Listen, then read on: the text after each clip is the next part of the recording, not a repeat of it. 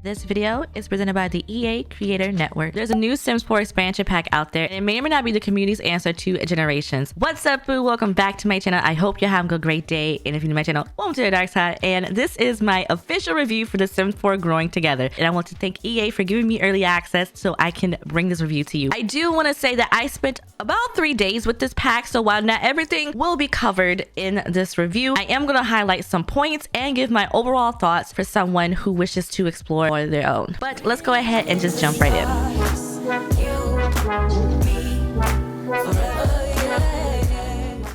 If you're new to my reviews, then hi, my name is Troi, or ItsmeTroi, and I do a lot of mod content on my channel, but I do the occasional review of pack when I do get the chance. I like to start off with cast/creative sim, so that way we can go ahead and get that out the way. Now, I looked through all of what this pack had to offer when it comes to cast. There are new female, male, toddler, child, and the infants that get some new items in this pack, and there's also new aspirations for kids, about 4 in total: mind and body, slumber party animal, playtime captain, and creative genius. Now, going over to the clothes, I wasn't really wild with any of the clothes. There are new hairs, tops, bottoms, full body. There aren't any shoes. There are some new facial features that you can get, such as freckles and moles and scarring. However, when it comes to the clothes themselves, it does nothing really wowed me. I thought some of the hairs were nice, especially the low cut. When it comes to the clothing itself, it seemed it was kind of low key. It was more comfy clothes, if that makes any sense. And then of course for the infants, there are a bunch of new onesies that you could put on them. That's kind of what I have to say about cast. For those of you who don't play with mods, and this may be an answer for you to have more clothing in the game, especially for those of you who are on console, because you can't get mods anyway. So you do have a lot of new options here. I just wish it came with shoes, because I feel like the game needed more shoes in my opinion, especially if you don't have any other packs. So if you just have the base game and you got this pack, then you don't really have to worry about like anything else. Those are my thoughts on Creative Sim. Now moving on to build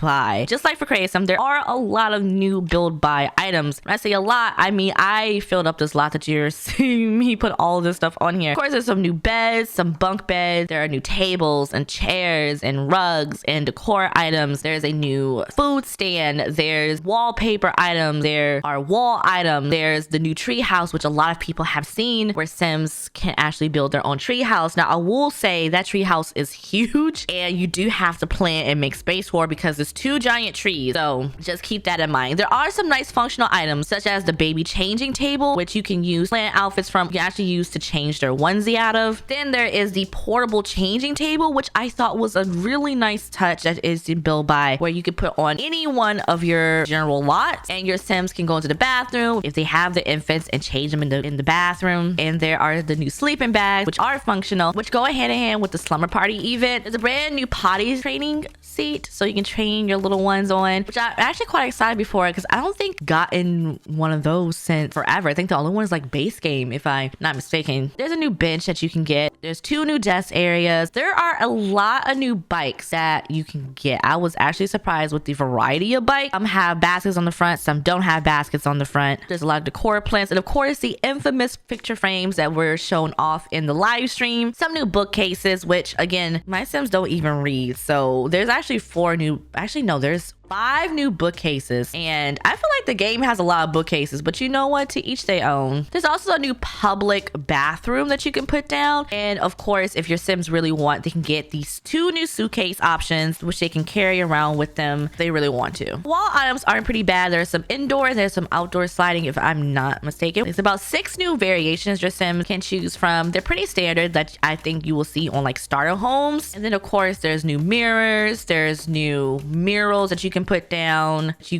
for your Sim growing together. Moving on to the world. Now, I don't know about you, but having a new world from a pack is one of my favorite things. However, I will say I am getting tired of these small worlds, and I just wanted to put that little dig in there. The new world of San Sequoia, I hope I'm pronouncing that right, is a 12 lots world. It comes with 3 different neighborhoods and 3 vacant lots, 1 new recreation lot and library, and of course some homes that that are already put down. Now, the map is pretty. I do like it. It's a nice mixture of a downtown. It reminds me a little bit of California. If you're thinking like a marina world, then that will help you out because there is a marina that you can walk down. Now, I will say that usually I don't have anything negative to say about the worlds from The Sims 4. However, with this one, it is kind of lackluster considering the previous worlds that, you know, blew my mind. Now, the world is pretty vibrant, very suburban. I just wish the worlds were a little bit bigger. I wish maybe 2 more lots, maybe, you know, getting close to that 20 plus lot that we got from Get Together with Windenburg. If possible, I would have been I think I would have been happy with 16 lots, maybe a 64 by 64. Of course, the biggest difference between the Sims 4 worlds and previous Sims games is the fact that you can easily go between worlds and you're not really beholden to stick to one world, and you can just like switch out lots if you really want to. However, I like to have my Sims attention while in the world, if that makes any sense. Now, the Anchor Point Wharf neighborhood, which is in the top left hand corner, does come with the movie theater that was shown off. The movie theater is a rabbit hole. If you click on the movie theater, you can just do your one sim. I wish it allowed you to go check out a movie together. If you have an infant, can't take it with you, so you have to leave the infant at home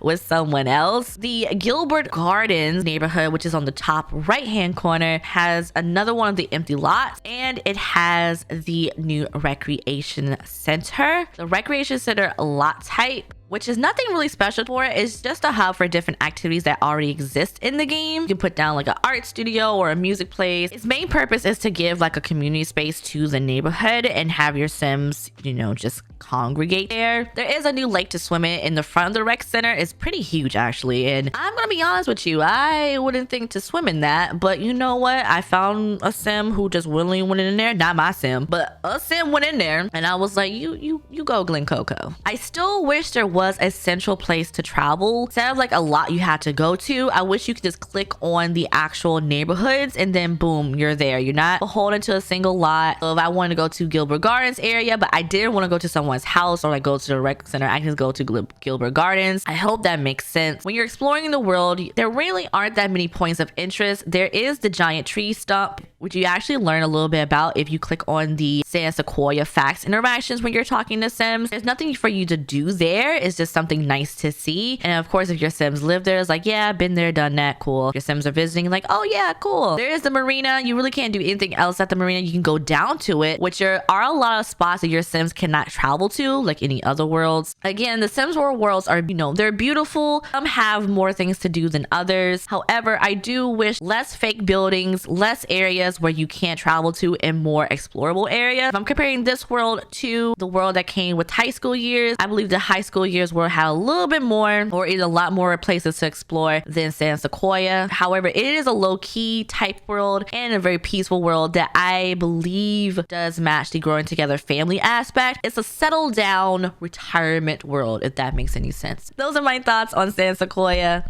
Going into the new aspects that come in here, which is a lot on the back end, a lot of gameplay, are quirks. Now, quirks are something that are for the infants. Now, when I was playing with quirks, I didn't know what was going on. My first quirk with this infant was they didn't want to get, they didn't like being held. And I was like, I didn't even know that was a thing. Okay. How does one know that an infant doesn't want to be held? For those of you who don't know, I don't have any kids. Okay.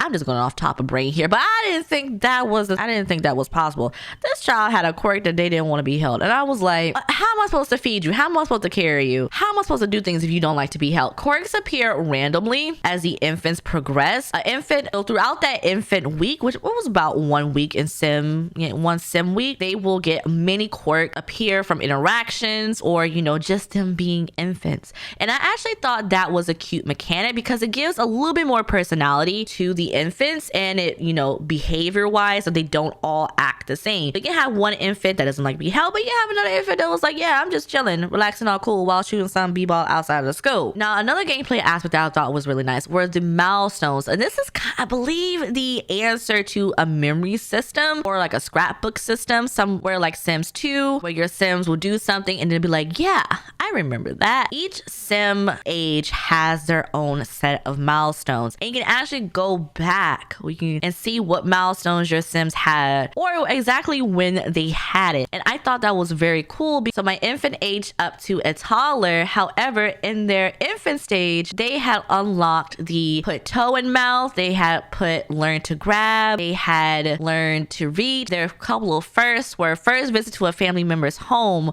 they had their first visitors milestone, they had their first bubble bath, a first diaper blowout, meaning they, crap their pants, had their first bath. And it was there's like anything your sims can do and experience, I'm going to assume there is a milestone for that, and you can go and see. It's like, oh, my sim never experienced that. Maybe they experienced that until this age, or they experienced that in an early age. Another cool thing that I thought with milestones, which I'm happy that the Sims team implemented this and they're starting to do this more, is like when you're building a sim out of cast, then when they go into the world, there are things that are already in place. I know one of my pet peeves, which is no longer a pet, which is, gotten better, is that you'll have married sims or whoever, but they don't have any relationships. You will go into the world and you will go into a house, but they have no relationship. It's completely, just an example. With milestones, your sims can be married or have kids or whatever, and then straight out of cast, they have the first woohoo, first kiss, got married milestones, because they came out of cast, they're already married, they have 2 kids, so of course they have the first woohoo, and they have the first kiss. And of course babies can unlock milestones like cool, and it's just I'm just blown away. It actually allows you to go out and explore and have your sims do other things, because if you look at the milestones panel, it's like, oh my god, my sim has not done this, my sim has not done that, like, oh, I didn't even know my sim did that, cool. And then of course again, you just go back and see like a memory book, like, oh, my sim did this.